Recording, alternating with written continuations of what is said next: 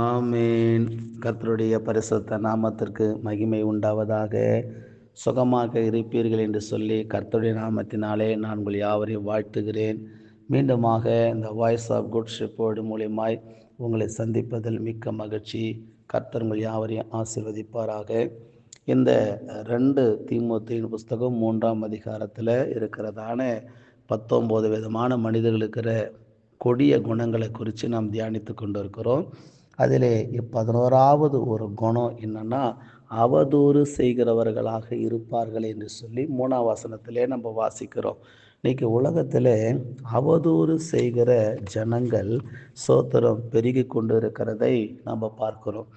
ஒரு சோத்திரம் பறவை ஒரு வயதான ஒரு மரத்தினிடத்தில் வந்து கேட்டதான், மரமே, உன்னுடைய மரத்தில் நான் கூடு கட்டிக்கிட்டோமா என்று சொல்லி.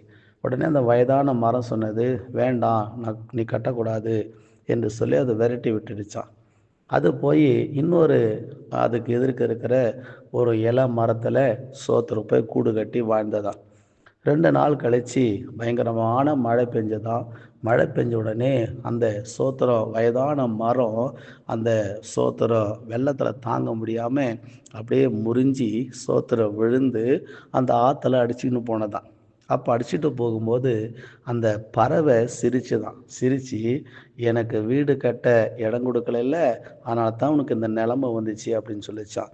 உடனே சோத்திரம் அந்த வயதான மரம் சொல்லிச்சான், அப்படி இல்லை பறவையே, சோத்திரம் மழை வந்து 2 நாளுக்கு அடித்து மழை வந்தால் நான் சோத்திரம் எப்படியும் சோத்திரம் நான் இப்படி உடஞ்சி விழுந்துருவேன்.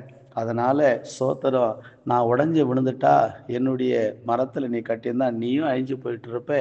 அதனால் நல்ல குணத்தில் தான் நான் உன்னை வேண்டான்னு சொல்லிட்டேன். நீ வேறு மரத்தில் போய் இப்போ கட்டிக்கிட்டு சுகமாக இருக்கிற அப்படின்னு சொன்னதான். அப்போ தான் அந்த பறவைக்கு ரொம்ப ஒரு மாதிரி அசிங்கமாய் மாறிவிட்டதான். பிரியமானவர்களே, இப்படித்தான் அநேகர்கள் சோத்திரம் நல்லது செய்வாங்க. ஆனால் அதை நம்ம தெரிஞ்சிக்காமல் புரிஞ்சிக்காமல் அவங்களாம் அவதூறு பேசுவோம். இயேசு கிறிஸ்துவ கவனித்து பாருங்கள், இந்த உலகத்துக்கு நன்மை செய்ய வந்த உயிருள்ள தெய்வம் அவர். ஆனால் அவரை தான் அவதூறாக என்ன பண்ணாங்க, பேசினாங்க. அதனால தான் சங்கீத புஸ்தகத்தில் 31ஆம் அதிகாரத்தில் 13, 14 வசனம் இப்படி சொல்லுது, அநேகர் சொல்லும் அவதூறை கேட்டேன், எனக்கு விரோதமாக அவர்கள் ஏகமாய் ஆலோசனை பண்ணுகிறதினால் திகில் என்னை சூழ்ந்து கொண்டது, என் பிராணனை வாங்க தேடுகிறார்கள். நானோ, கர்த்தாவே, உம்மை நம்பி இருக்கிறேன், நீரே என் தேவன் என்று சொன்னேன் என்று தாவீது அழகாக என்ன பண்ணுறாரு, சொல்கிறாரு. இன்றைக்கி உலகத்தில் அவதூறு பேசுகிறவங்க இருப்பாங்க. நல்லது செய்கிறாங்களா, கெட்டது செய்கிறாங்களா கிறிஸ்தவங்க அப்படிங்கிற நாலேஜ் நிறைய பேருக்கு என்ன பண்ணலை, இல்லை. இன்றைக்கி நிறைய பிசாசு ஜனங்களுடைய இருதயத்தில் விதைச்சிருக்கிறது என்னென்னா, கிறிஸ்தவங்க அவங்க இப்படிப்பட்டவங்க அப்படிப்பட்டவங்கன்னு பிசாசு தப்பான விதையை விதைச்சி வச்சிருக்கிறான். ஆனால் இந்த உலகத்தில் நன்மை செய்வதற்காக வந்த தெய்வம் இயேசு கிறிஸ்து. கிறிஸ்தவ பிள்ளைங்க என்றைக்கும் மற்றவர்களுக்காக ஜெபிக்கிறவங்களா இருப்பாங்க, மற்றவர்களுக்காக பாரப்படுகிறவங்களா இருப்பாங்க. அதனால் பிரியமானவர்களே, யாரையும் நீங்கள் ஒரு காலமும் அவதூறாக பேசாதீங்க. புரிந்துக்காம யாரை குறித்தும் குற்றப்படுத்தாதீங்க.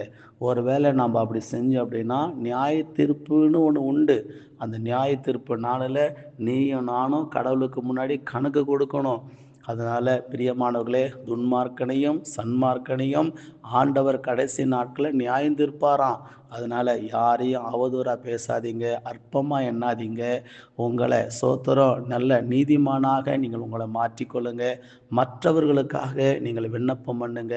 யாரையும் அற்பமாக எண்ணாதிருங்கள் என்று இயேசு கிறிஸ்து சொன்னார். அதனால் இந்த காரியங்களை கடைபிடிங்க. கர்த்தர் உங்கள் யாவரையும் ஆசீர்வதிப்பாராக. ஜெபிக்கலாம். ஏசப்பா, இந்த கடைசி நாட்களில் பிசாசானவன் அநேகரை அவதூறு செய்யும்படியான காரியங்களை செய்வான். ஆனாலும் அப்படிப்பட்ட தீங்குக்கு தேவ பிள்ளைங்களை விலக்கி காத்துக்கொள்ளுங்க. ஆசீர்வதிங்க, பலப்படுத்துங்க. இயேசுவின் நாமத்தில் பிதாவே, ஆமேன், ஆமேன், ஆமேன். God bless you. கர்த்தர் உங்களை ஆசீர்வதிப்பார். நீங்கள் சுகமாக இருப்பீங்க. கர்த்தர் உங்களோடு கூட நடத்துவாராக. ஆமேன்.